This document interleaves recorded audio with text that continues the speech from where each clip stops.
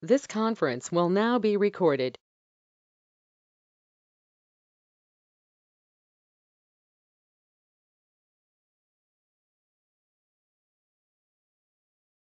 Hello, all, welcome back. Yeah, today we are going to start Docker. Okay, so we have completed Ansible, right? Hope everyone practicing. So today onwards, we'll start containerization tool, which is Docker. So Docker is very important tool, right? For digital sites, digital applications. Yeah, Docker and Kubernetes project teams are using. Fine.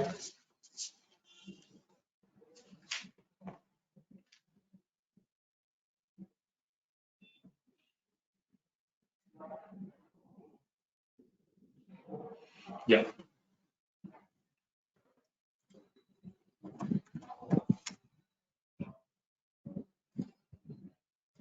So basically, what is Docker?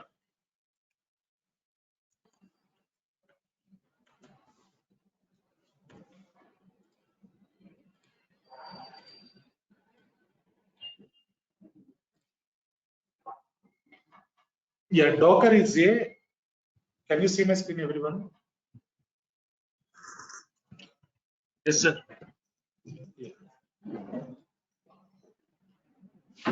Docker is a containerization tool.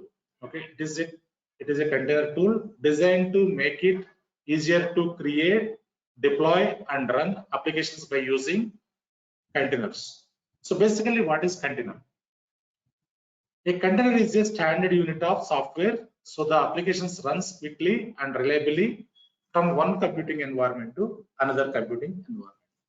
So a Docker container image is a lightweight, standalone, executable package of software, right?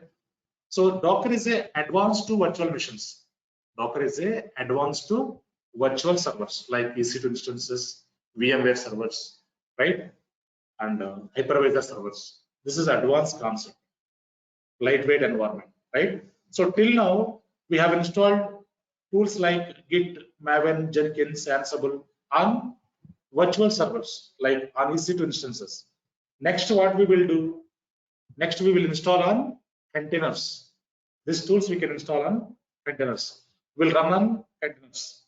Containers are advanced to virtual machines, right? I create a container. On top of that, I install Jenkins. I create a container. On top of that, I install Git. I create a container. On top of that, I install Ansible, right? So why we need containers? What is the importance here? To reduce the deployment time and to reduce the downtime, we use containers. Currently, project teams are migrating their infrastructure to containers because of to reduce the deployment time, to reduce the downtime. So normally, for example, in real-time projects, okay. So when you want to reboot any production server, when you want to reboot any production critical server, it is very difficult to get downtime. What is downtime? What is downtime? Servers is offline. Yeah, downtime means maintenance time, right? So when we down the server, production will be stopped. So sometimes, yeah, production critical applications will run, right? So for example, Flipkart application is running on the server. So if you stop that server, if you shut down that server, what will happen? Application will not be available. The application will be accessible globally, right? So if you down that server, application will be down, right? That is why in the production environments, in real-time projects, if you want to get any downtime, it is very difficult. Client will not approve, management will not approve. So why you want to down the server? They will ask you, right? We need to provide justification, right? Rollback plans, rollback activities, okay? And also, so we need to discuss in the calls. We need to get email approvals. So we need to raise the change request. So many processes, so many things. So in real time, normally we don't frequently reboot any servers. Okay. So in our project, since long we haven't rebooted some servers. since 4-5 years. So those are critical production servers, right? So client not approved since long. So why you go for down? This is business server. This business critical server. Don't reboot. Don't down the server. Like client will tell you.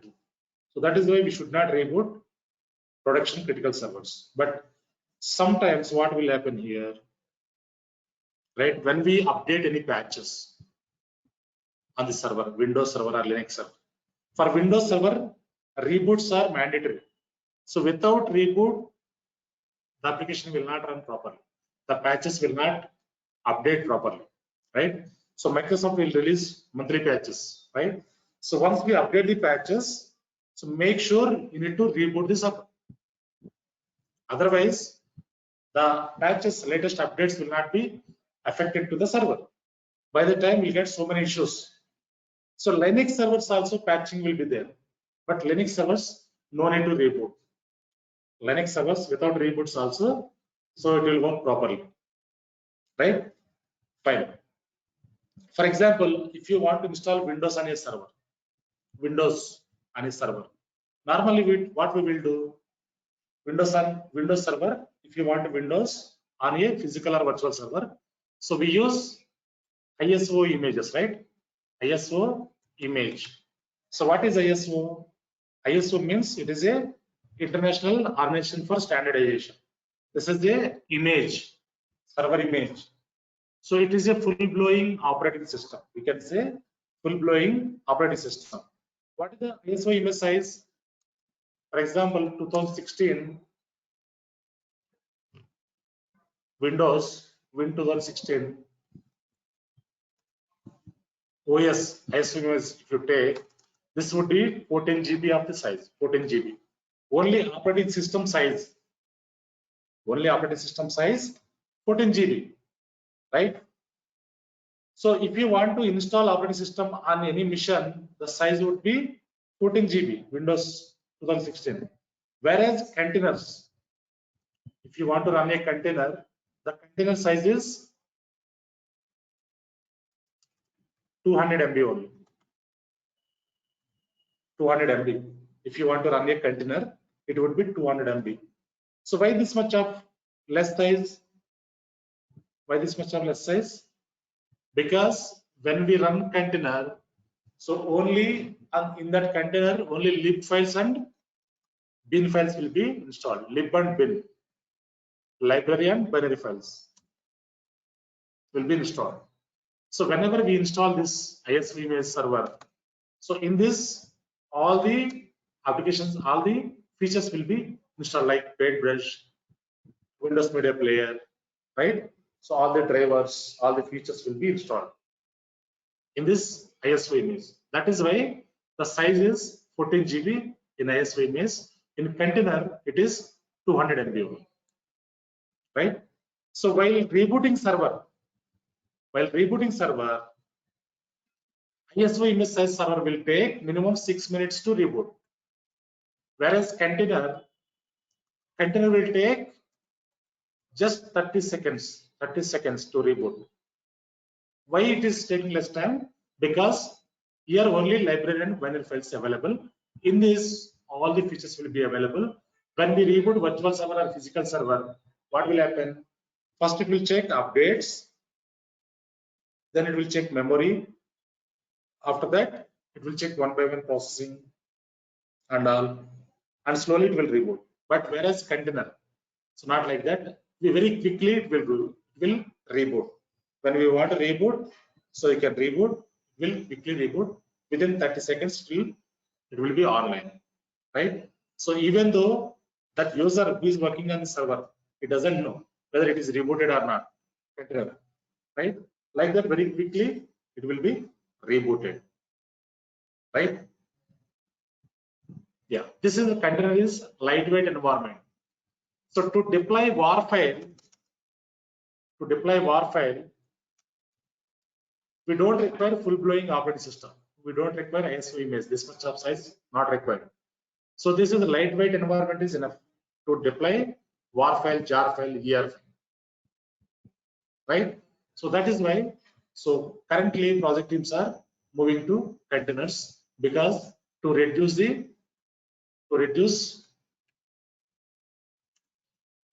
downtime and deployment time. They are moving to containers, right?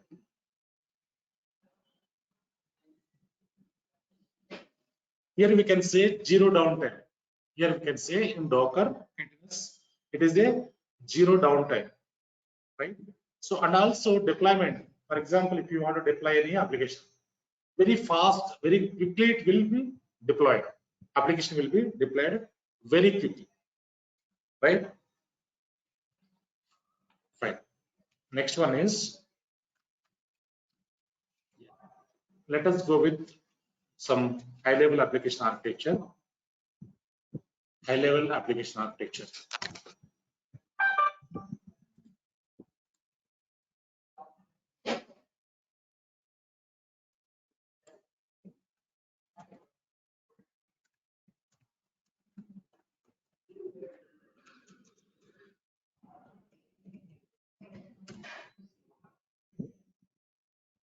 Yeah.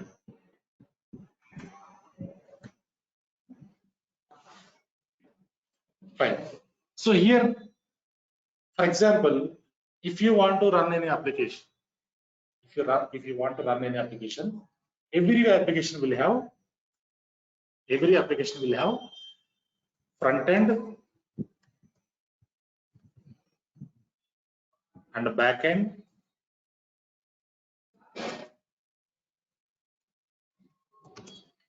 and also database. Every application will have front end, back end, and database, right? So, for example, let us take Flipkart application. Okay, so Flipkart will have front end.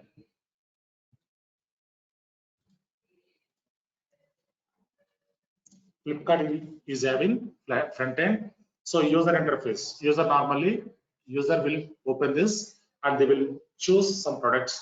They will book some products, right? So normally you and me, like all the users, okay, everyone, they will check front end, okay, whatever products are there, they will click on the tabs and they will choose products and they will book products like this, right? So this is nothing but front end. In front end, normally, what are the things we use here to develop the front end? What are the applications we use? So to develop front end, HTML normally, HTML they use, okay, and also CSS will be used, JavaScript and Java Spring also they use, Spring, etc. Okay, for front end, so this can be used. The project teams, these are the things they are using. Okay, for back end normally, okay, back end means what will happen? Back end application updates, okay, so backend application updates, maintenance activities, okay, so application team will perform, developers will perform, right? So for backend, normally APIs will run, API development will be happened, API development will be happened in backend. So in backend, normally what we use here, Ruby scripts, JavaScripts, Python, like this, Ruby, Java, Python development, okay, etc. This will be used in backend, right? And next one is database. What is database? So normally in Flipkart, if you want to create profile, for example, this is Flipkart, right? So if you want to create profile, the profile, where the profile will be created? In the Flipkart database only, right? So this database, and also when you select any product, when you book any product, some products will be available in Flipkart only, some products will be available in vendor side. So when you click on that, it will redirect to vendor side, right? So it will give you details from the vendor side.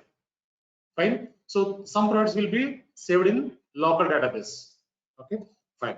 So when we click, when we book any product or when we create any profile, so it will be saved in local database. So local database is backend. They use Oracle database, Oracle DB, right? MySQL, also MongoDB.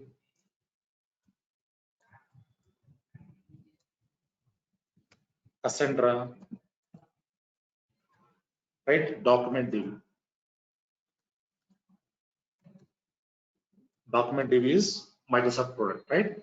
So these are the databases Flipkart is using backend.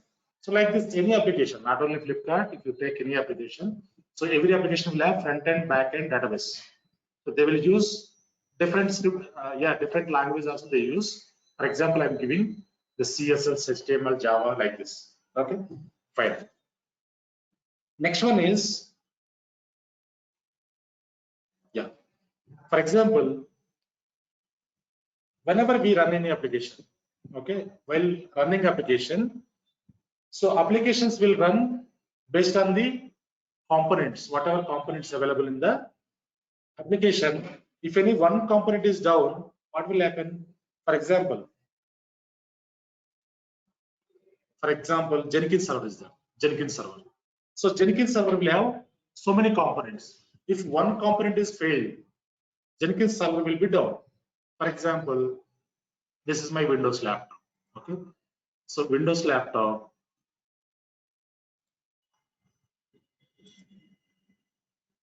Yeah, I open taskbar. Taskbar.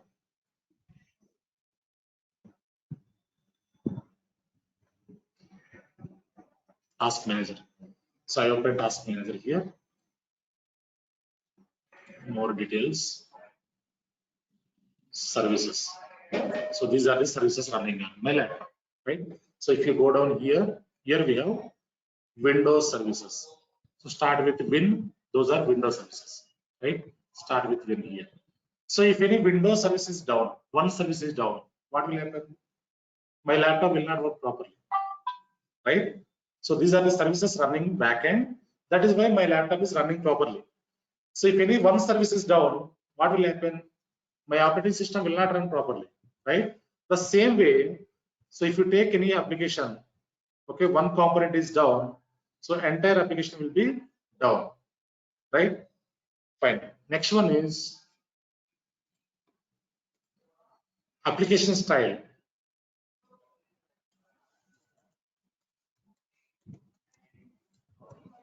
Application style. So here we have two types of application style. So first one is here. First one is tightly coupled.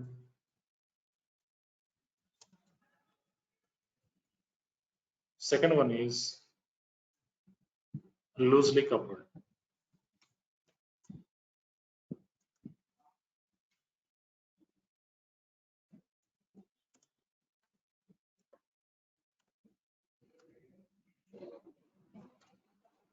Tightly coupled, loosely coupled. What is this? So tightly coupled means all internal server components are tightly coupled. All internal server components are tightly coupled. If any one component is down, one component is failed, so complete application will be down. That is nothing but tightly coupled. So loosely coupled means what will happen? So components, all the components will work individual, right? If one server component is failed, application will not be affected. That is nothing but loosely coupled. So why we are discussing this? Because our Docker is implemented in loosely coupled one. Okay, so Docker is implemented with loosely coupled. Fine. So even Flipkart also implemented with loosely coupled. If any one component is failed, application will not be down because backend there is a Docker, right? So for example, one component is failed. This one component, something component is failed. So application will not be down, right? So it is developed in, it is implemented in loosely coupled one, right? Fine. Next one is So this container concept is not new one basically. So containers are not new one. So a very old concept. Containerization concept is very old concept. So before Docker also we have containers. We used to use containers. Okay, before Docker, what are the containers available? We'll try to understand.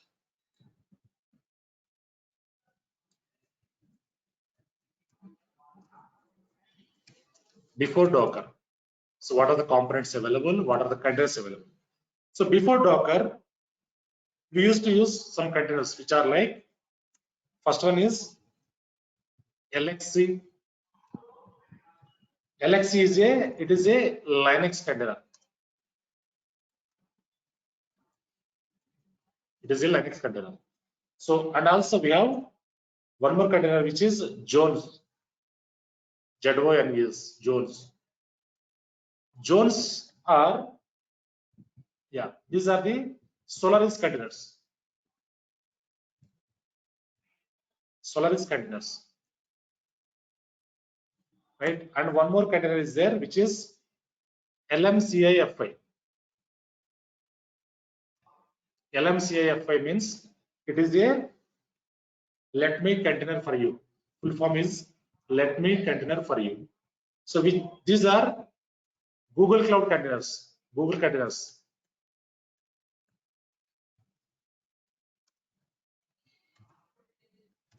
Right? Fine. These are the old containers which are available, okay, before Docker, right? So why Docker is popular? Why Docker is famous? Currently, Docker is very famous, right? Docker containers. Why this is very famous? So here, previously, before Docker, we have three types of containers, which are LXC, Jones, LMCI, F5. Okay, these containers are not popular because LXC will run on only Linux container. Jones will run on only Solaris containers. LMCI will run on only Google Cloud container, right? So only Google Cloud. It will run on only Google Cloud, right? So that is why these are not popular. So Docker will run on Docker. Why Docker is popular? Docker will run on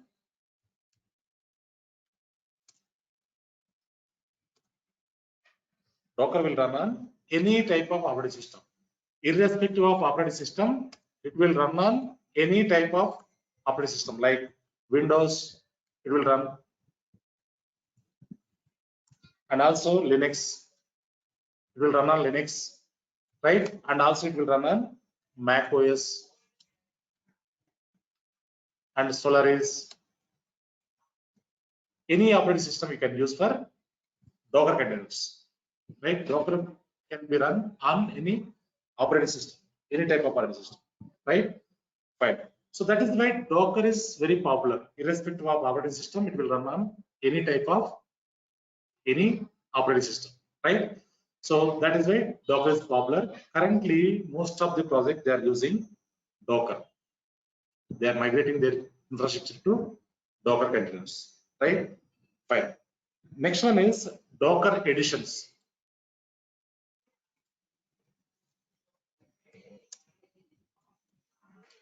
Docker editions.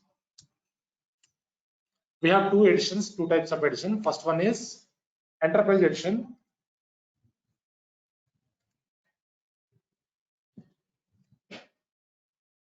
Second one is Community edition.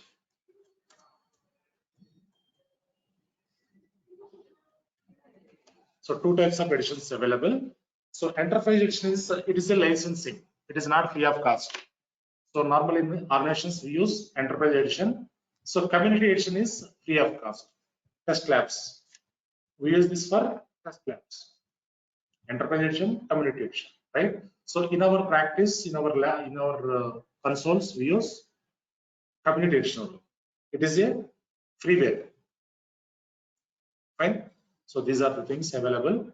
And also I give you a few more examples.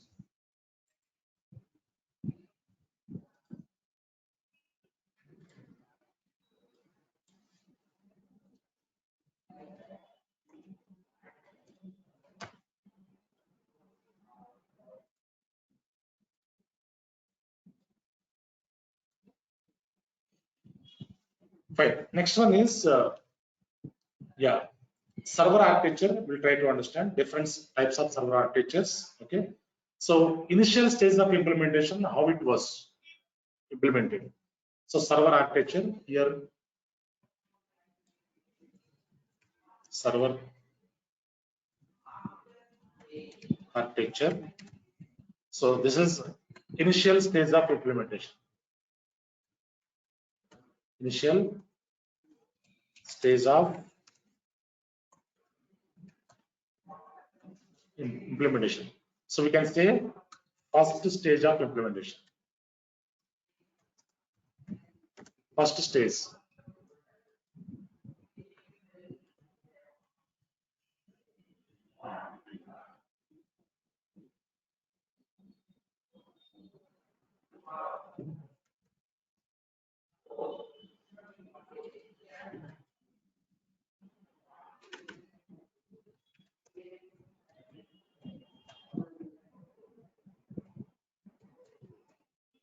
Server architecture.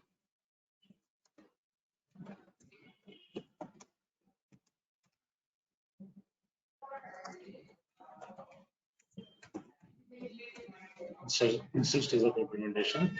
So you can say first phase. First phase. First phase of implementation, how it works, right?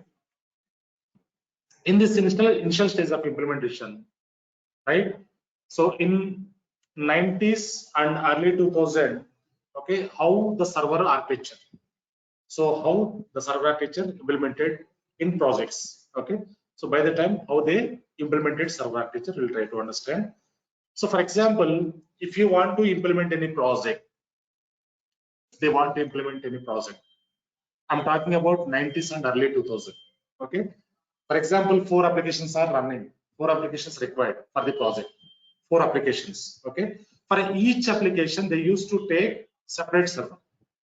For every application, they used to take separate server. Like, for example, we have 4 applications here, okay?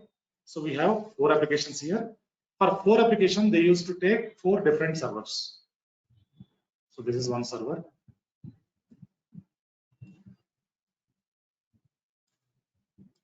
Like this. Okay, so this, yeah, we have 4 applications, right? So by the time in 90s and early 2000, maximum hard drive size is like 1 GB only.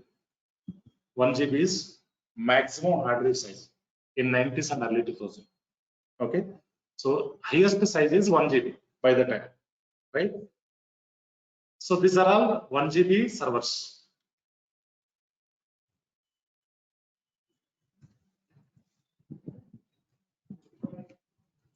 And so 4 applications are there for which we have taken 4 servers, right? So on each server, they used to host single application, one application only.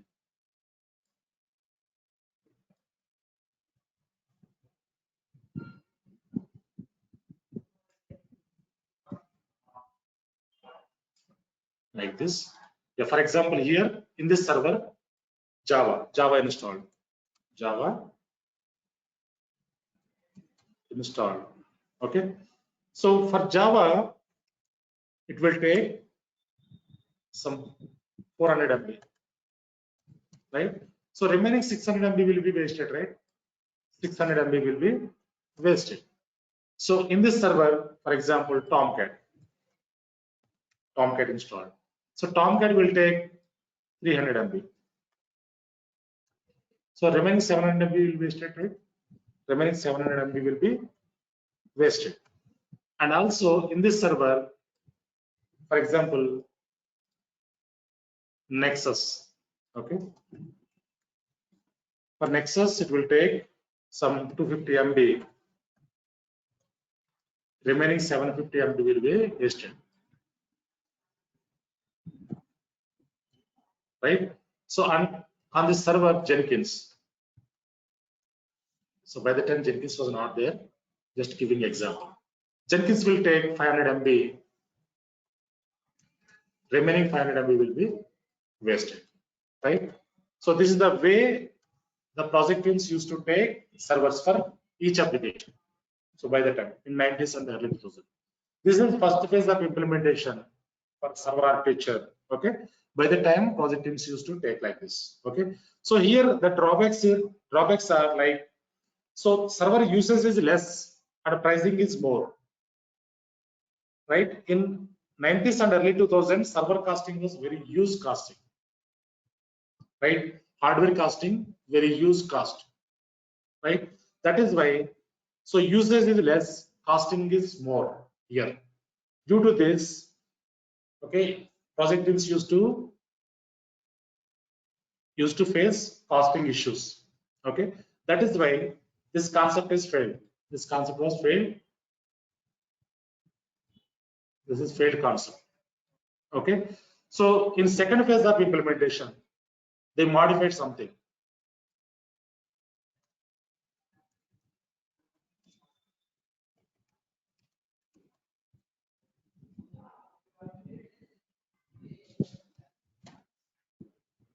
In second phase of implementation, so they modified something like, yeah, project teams used to take one high-end server like this. Okay, so in this high-end server, they used to deploy all the applications in a single server. Okay, like Java,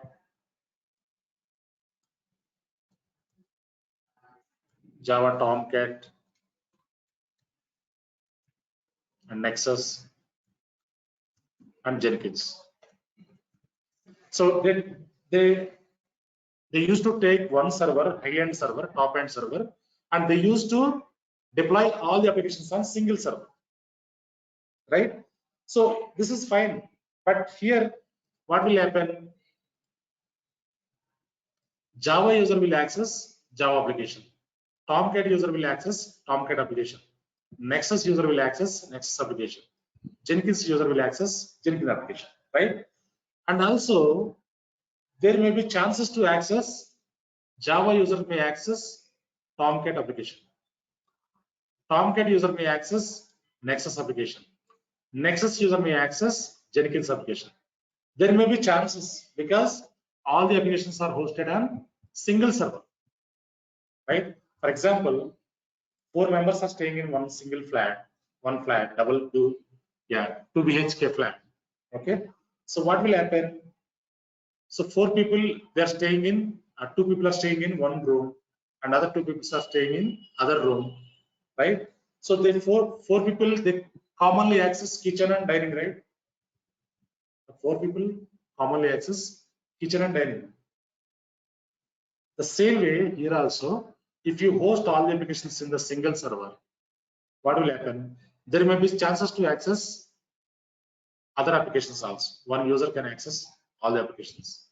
So still we'll have security layers, but again, there may be chances, right?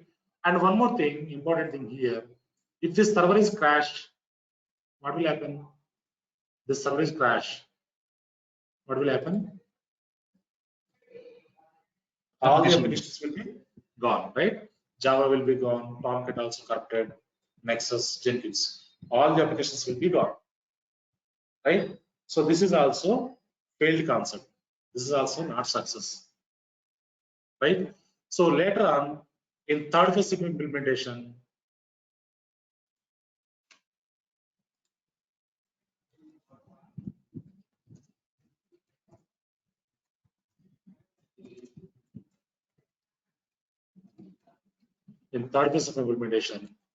so virtual servers came into picture.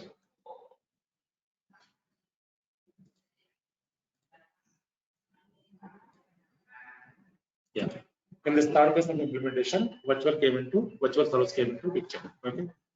Like VMware, Hypervisor, Citrix, these virtual machines came into picture by the time. So every project team, they migrated to virtual machines, right? Virtual machine environments, how it would be. So we'll try to understand. For example, this is my base server. I want to create virtual environment, virtual architecture, right? So this is my base server, base OS. It can be physical server or virtual server. Base OS, base operating system. So on top of this, what I will do, I create one layer which is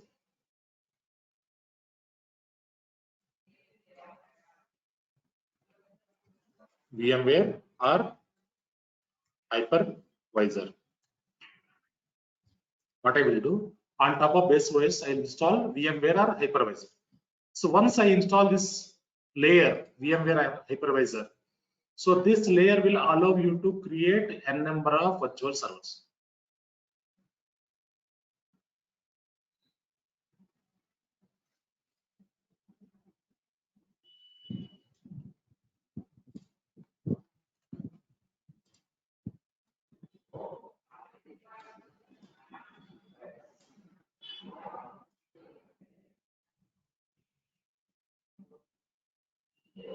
Yeah. So on top of VMware, what I will do, I create virtual machines like this.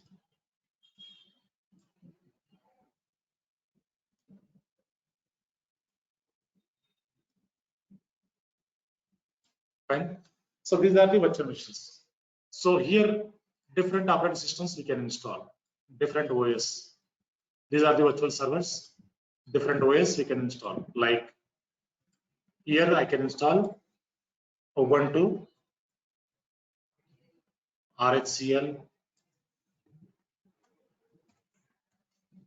right? CentOS. I can install CentOS here, and also I can install here Windows Win 2012 R2. Here I can install SUSE Linux, right? Here I can install Windows 2016 Win 2016 like this. So whatever operating systems we require, we can install on all the servers. We have 5 into 5, 25 servers, right? 25 VMs. Like based on your base server capacity, we can create these missions. Like for example, this 25 servers will utilize the resource from this base OS. For example, here we have 32 GB RAM, 32 GB RAM 32 GB in this base machine, and CPU, quad core CPU, 4 core CPU something, and hard drive is, for example, hard disk is some 10 TB or 6 TB, right? So from this base server, resources will be shared to these machines.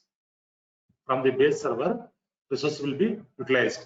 So as per the base machine capacity, we can create the virtual machines. If you create beyond the limits, what will happen? If you create VMs, for example, here we created 25 VMs. If you create 50 VMs, what will happen?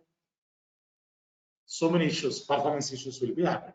Based on your base server OS, base server resources, we can create virtual servers. So because from here it will take the memory, CPU, hard drive, right?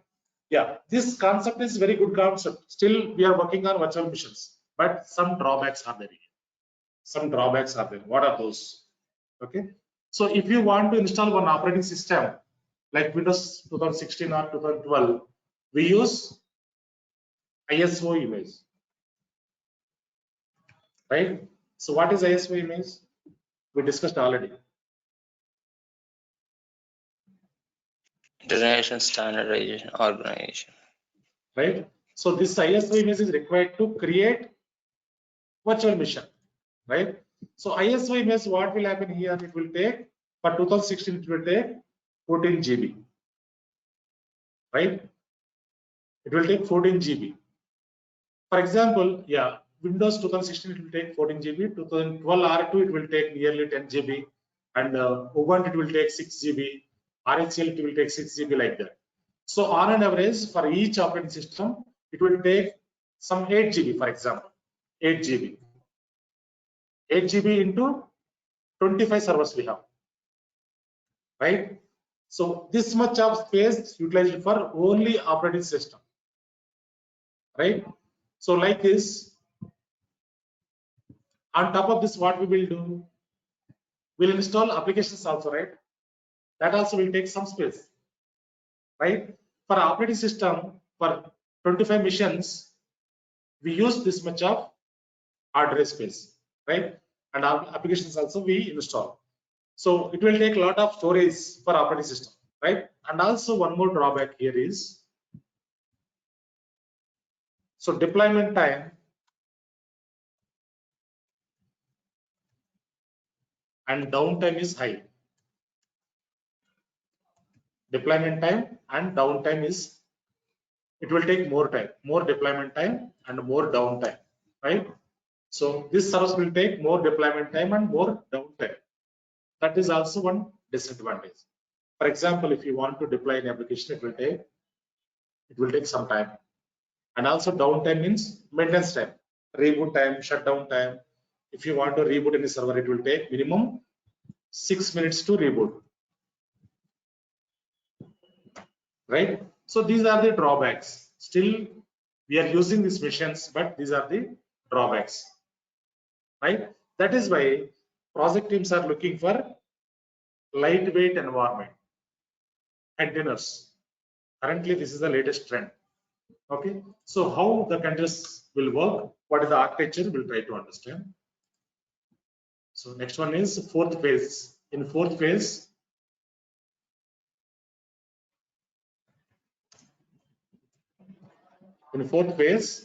so we have Docker containers.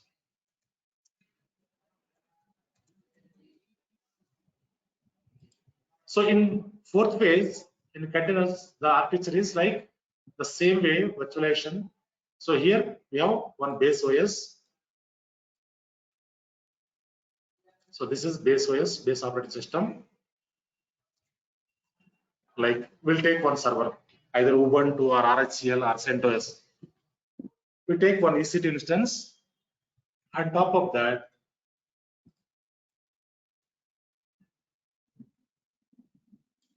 that, what we will do? Here we install or we download one Docker image. So we download one Docker image. On top of this, we run containers.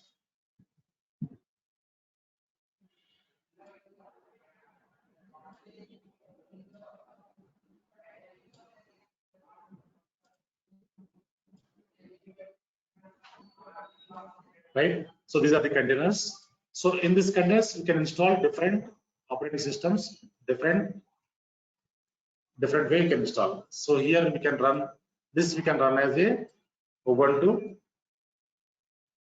This we can run as a CentOS.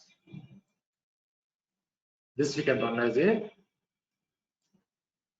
different RHCL. And here we can run different one, right? Like this, we can run different operating systems, right? When we run container, so when we install VM in virtualization, it will take 14 GB, right? So when we run container, it will take 200 MB only. Because when we run container, here only lib and bin files will be installed, library and binary files, right? So this lib and bin files is enough to you to run, to deploy WAR files. We don't require any full-blown operating system. These are enough to you to deploy WAR files, jar files, ER files. That is why, so we are using containers here. Containers will take 200 MB only. So here, so deployment time will be reduced, downtime also will be reduced, right? So if you want to reboot this container, it will take 30 seconds only. Within 30 seconds, your container will be rebooted. So here what will happen? So deployment time, downtime will be reduced completely, right? So and also it is a lightweight environment. It is a lightweight environment, right? Any questions up to here, anyone?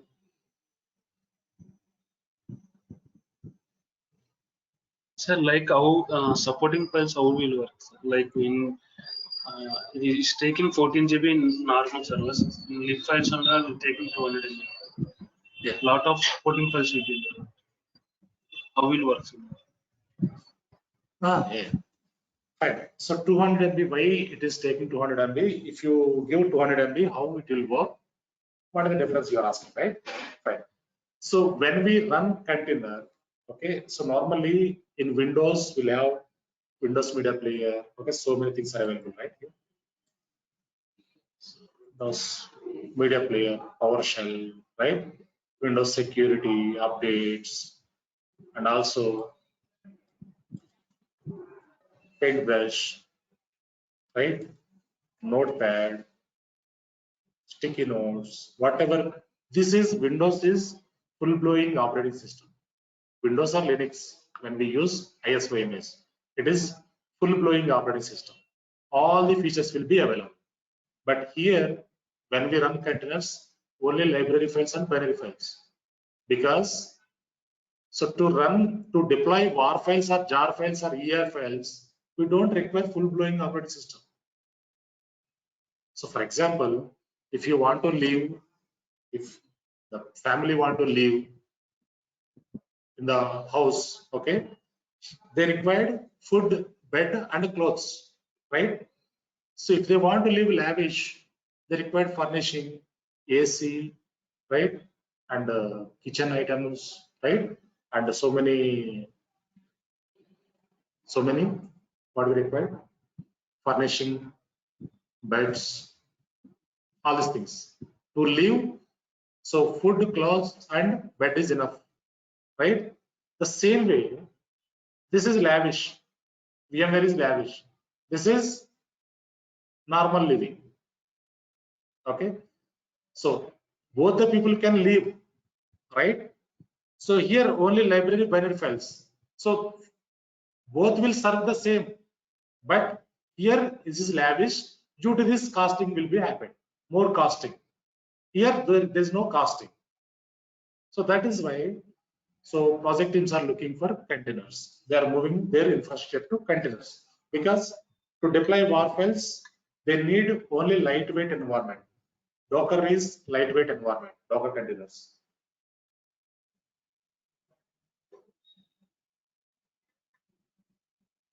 Understood. Any other questions? Yeah, tomorrow we'll take one base OS. On top of that, we install or we download Docker image. On top of that, we run containers. And on top of containers, we'll deploy some applications. Okay, how the applications will run. So we'll try to understand. So this is very, very important concept. Don't miss the sessions. Okay, so current trend is containers. So containers will use in Kubernetes also. Without containers, Kubernetes will not work. If you understand containers, Docker containers, you can easily understand Kubernetes also. Okay, that is why. So this is very important concept. So tomorrow we'll set up the Docker server and we'll run some containers. We'll deploy some applications tomorrow. That Docker you can install in local instance also, sir. Yeah, you can install in local also. You can install in EC2 also. Wherever you want, you can install. So normally in production servers, we install on Linux only. We don't install on Windows. So in our test lab also, we install on Linux server only. Okay. Fine. So we stop here for today. So this theoretical part is very important. Hope you understand, right? So tomorrow we'll set up the Docker. Fine. We stop here for today. Thank you all. Thank you, sir.